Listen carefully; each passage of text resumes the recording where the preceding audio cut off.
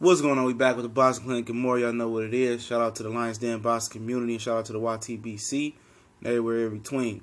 Speaking on Errol Spence, and what people don't understand about this Errol Spence situation is, I think people take life for granted. You know, I think they take tomorrow for granted. It's just such a, in people's mind, it's such a given that you'll wake up tomorrow and you'll be breathing, walking, and being able to do everything you usually do. And can't take that for granted. And the thing about, Keith Thurman, milking it and making Errol Spence weight is that people are not looking at it from this standpoint. Who knows what's going to happen tomorrow? Who knows what's going to happen in 2019? Especially with Keith Thurman. He might trip over his shoestrings and break his collarbone and be out for a year or whatever it may be. I mean, you don't know. And at the end of the day, he needed a tune-up fight and everybody respecting this gangster on a tune-up fight. I feel him. But at the end of the day, if you read between the lines, he fought with an injured elbow versus Danny Garcia. He had already injured his elbow versus Danny Garcia. And that would seem to be a tough fight as well. He fought Sean Porter coming off a car accident, allegedly. There was no accident report or medical reports according to Kenny Porter. But hey, I'm just saying. So if he's already fought with an injured shoulder and went through with Danny Garcia, why not go ahead and take on Sean Porter right now or take on Danny Garcia, since that's somebody you're familiar with fighting with an injury. I'm just saying. Forget a tune-up. You don't deserve a tune-up.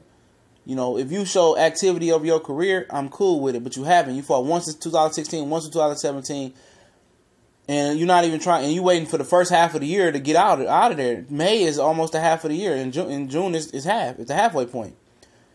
So you're not even, making up for only fight once, 16 and 17, by at least trying to fight 3 or 4 times this year. But the point I'm making is this. There's no telling what's going to happen by them making Errol wait. You never know. Errol might have a little, grown man strength spurt where your bones get more denser and you get that grown man strength on you. He's almost 30. So he might outgrow the weight class. Sean Porter might outgrow the weight class. Keith Thurman might outgrow the weight class. Oh, I can't make the weight no more. And that can easily happen. All these guys are trending to their 30s. That's when you start to get your man mass. Your bones start becoming more dense. So, a lot of people saying, well, we can wait. No, you can't wait. It shouldn't wait. And what people are not equating into this situation, into this problem, is the fact that Errol Spence now has to fight, waste his career fighting meaningless fights. And I know people say, well, you're getting paid. Al Heyman's going to overpay him for fighting meaningless fights. But at the end of the day, every blow you take in the sport of boxing is one step, closer, or one blow closer to you retiring out the sport. The boxing, span of boxing ain't 20 years. That ain't the life expectancy rate in boxing. That's just what happened for Floyd. And he stretched it out towards the end of his career. You dig? So every blow that you take is one step closer to you getting out your prime and being an older fighter. Especially with these bigger fighters draining themselves down like Keith and Earl and Mikey Garcia, who walk around about 170. These guys walk around 180, draining themselves down to make 147. And at the end of the day, it makes you age faster. It takes water from your brain. I remember Nazim Richardson breaking it down. So basically, they just waiting out to see if, he's wasting his career. He really is. He's taking meaningless fights when he can get the Keith Thurman fight out the way. Get to the money, do what he got to do, move up and go start and try to do other things in his career. But he got to sit there and wait, take meaningless fight after meaningless fight. He had to wait for Kell Brook a year.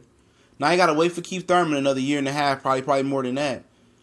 Who knows what's going to happen tomorrow? Don't nobody know what tomorrow brings but God. And at the end of the day, people not looking at it that way. No, forget it. Get it all done and over with. And if, your argument is, well, they're trying to build it up to be this big pay-per-view fight, it won't be a big pay-per-view fight. These guys don't have an ethnic following for that to happen. They don't have the following of America for that to happen. They haven't fought on free TV enough for that to happen. They haven't been promoted right. Premier Boxing Champions and every other promoter suck at promoting fights now.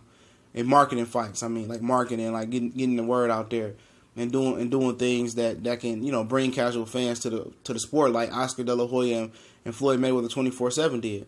They're not creative with how they market these fighters, but, I'm just saying, man, they wasting Earl, and I feel bad for the guy. We gone.